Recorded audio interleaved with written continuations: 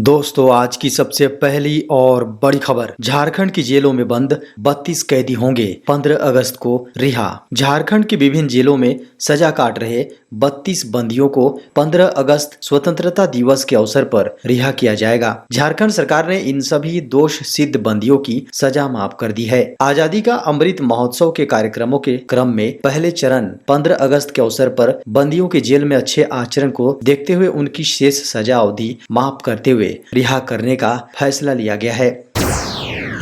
दोस्तों, लोहरदगा से बड़ी खबर सामने है। यहाँ पुलिस के जवान ने की खुदकुशी।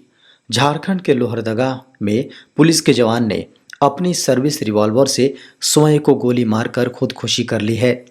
वे मूल रूप से बिहार के आरा जिले के रहने वाले थे।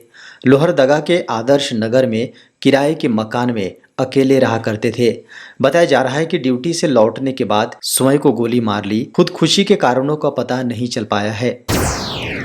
बड़ी खबर है, झारखंड में एक्टिव हुआ मानसून। 16 अगस्त तक होगी बारिश। झारखंड में अगले 3 दिनों तक बारिश का पूर्वानुमान है और यह आगे भी जारी रह सकता है। बताया जा रहा है कि बंगाल की खाड़ी में एक लो प्रेशर का एरिया बन रहा है, जिसका असर झारखंड में भी रहेगा। 14 अगस्त को झारखंड के दक्षिणी तथा मध्य भागों में कहीं कहीं भारी बारिश की संभावना है। 16 अगस्त को भी झारखंड में कहीं कहीं हल्के से मध्यम दर्जे की बारिश की संभावना है। 17 अगस्त को झारखंड में लगभग सभी स्थानों पर हल्के से मध्यम दर्जे की वर्षा की संभावना जताई गई है।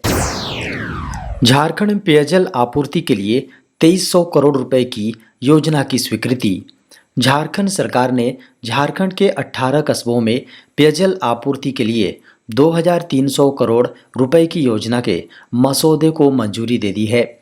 इससे इन इलाकों के 10 लाख से अधिक लोगों को सुविधा मिलेगी। परियोजना को विश्व बैंक, एशियाई विकास बैंक और केंद्र सरकार की Atal mission for rejuvenation and urban transformation Amrut योजना जैसी एजेंसियों द्वारा वित्त पोषित किया जाएगा। Jharkhand urban infrastructure development company Judco इस परियोजना को लागू करेगी। झारखंड के शहरी विकास प्राधिकरण के निदेशक ने कहा कि योजना को निर्धारित समय सीमा में पूरा किया जाएगा। बड़ी खबर है, देश में 500 करोड़ रुपए तक जा सकता है झंडों का कारोबार।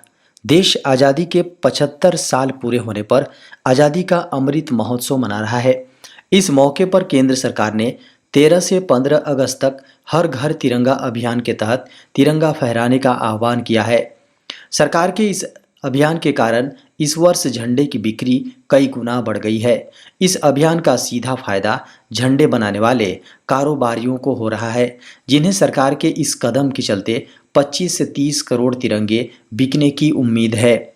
केंद्र सरकार ने इस बार पॉलिएस्टर व मशीन से बने झंडे भी फहराने की इजाजत दे दी है।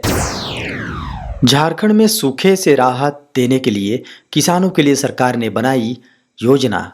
झारखंड सरकार सूखे की मार झेल रहे किसानों को राहत देने की योजना पर लगातार काम कर रही है, लेकिन अब तक इसके लिए आवेदन की जो स्थिति है वह पर्याप्त नहीं है। कृषि विभाग को मिली रिपोर्ट के अनुसार 10 अगस्त तक जिलों से फसल राहत योजना के लिए मात्र 1.46 लाख किसानों के आवेदन प्राप्त हुए हैं। इनमें अब तक मात्र 3,20,000 किसानों का ही निबंधन हो सका है, जबकि झारखंड में 38 लाख से अधिक किसान निबंधित हैं। बता दें कि झारखंड में अल्पवृष्टि के कारण 6 जिलों में सुखाड़ की स्थिति सबसे अधिक चिंता का कारण बनी हुई है। 17 जिलों में भी कम बारिश ने खरीफ फसल की खेती पर प्रतिकूल असर डाला है। सरकार किसानों को तत्काल राहत देने के लिए फसल राहत योजना का लाभ पहुंचाने पर काम कर रही है। दुमका पुलिस लाइन में तिरंगा फहराएंगे झारखंड के राज्यपाल। 75वें स्वतंत्रता दिवस के अवसर पर दुमका में झारखंड के राज्यपाल रमेश बैस झंडा फहराएंगे। झंडोत्तोलन के लिए तैयारी पूरी कर ली गई है। कार्यक्रम पुलिस लाइन मैदान में आयोजित होगा। दुमका को जब से झारखंड की उप राजधानी बनाया गया है, तभी से यह परंपरा चली आ रही है कि स्वतंत्रता दिवस पर गवर्नर और गणतंत्र दिवस पर झारखंड के मुख्यमंत्री आकर झंडा फहराते हैं। बता दें कि स्वतंत्रता दिवस के अवसर पर झारखंड के राज्यपाल रमेश बैस परेड का निरीक्षण करेंगे। इस मौके पर सशस्त्र सीमा बल, झारखंड पुलिस, जैप समेत 12 प्लाटून मौजूद रहेंगे। जूनियर इंजीनियर के लिए सरकारी नौकरी का मौका। कर्मचारी चयन आयोग यानी एसएससी जूनियर इंजीनियर के लिए जॉब नोटिफिकेशन जारी किया है। Civil mechanic, electrical and quantity surveying and contracts के लिए वैकेंसी निकली हैं। जो भी उम्मीदवार इन पदों पर आवेदन करना चाहते हैं, वे आखिरी तारीख से पहले अप्लाई कर सकते हैं। आवेदन की प्रक्रिया ऑनलाइन की जाएगी। उम्मीदवार एसएससी की ऑफिशियल वेबसाइट ssc.nic.in पर जाकर आवेदन कर सकते हैं। नोटिस में एसएससी ने एग्जाम की पूरी जानकारी दे दी गई है। इन पदों पर आवेदन करने के लिए उम्मीदवारों के पास इंजीनियरिंग की डिग्री होनी चाहिए। संबंधित इंजीनियरिंग विषय में बीटेक डिग्री या 3 वर्षीय डिप्लोमा के साथ 2 वर्ष का अनुभव मांगा गया है। पीएम स्वनिधि योजना से 2 सालों में लाखों लोगों को मिला बिना गारंटी लोन। केंद्र सरकार ने रेहड़ी पटरी ठेला गाड़ी पर कारोबार करने वालों की मदद के लिए पीएम स्वनिधि योजना चला रही है। इस योजना के तहत बेहद आसान शर्तों पर 10,000 रुपये तक का कर्ज दिया जाता है। अब प्रधानमंत्री स्वनिधि योजना के तहत कर्ज पाना और भी आसान हो गया है।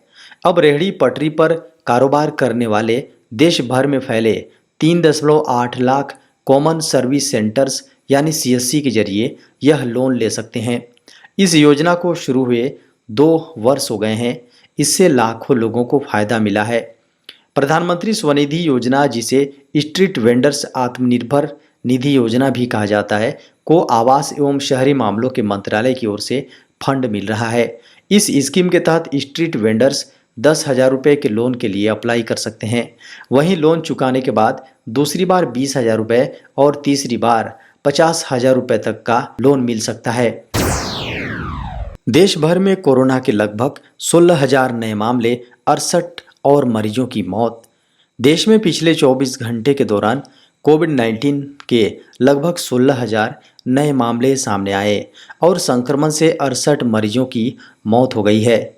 मौत के इन 68 मामलों में 24 ऐसे लोग भी शामिल हैं जिनके नाम आंकड़ों का पुनः मिलान करते हुए केरल ने संक्रमण से हुई मौत की सूची में डाले हैं। केंद्रीय स्वास्थ्य मंत्रालय द्वारा शनिवार को अद्यतन किए गए आंकड़ों में इस बात की जानकारी दी गई है। शनिवार सुबह 8 बजे अद्यतन किए गए आंकड़ों के अनुसार गत 24 घंटे के दौरान उपचाराधीन मरीजों की संख्या में 4,271 की कमी आई है और उपचाराधीन मरीजों की संख्या 1,19,264 रह गई हैं, जो कि कुल मामलों का 0.27% है।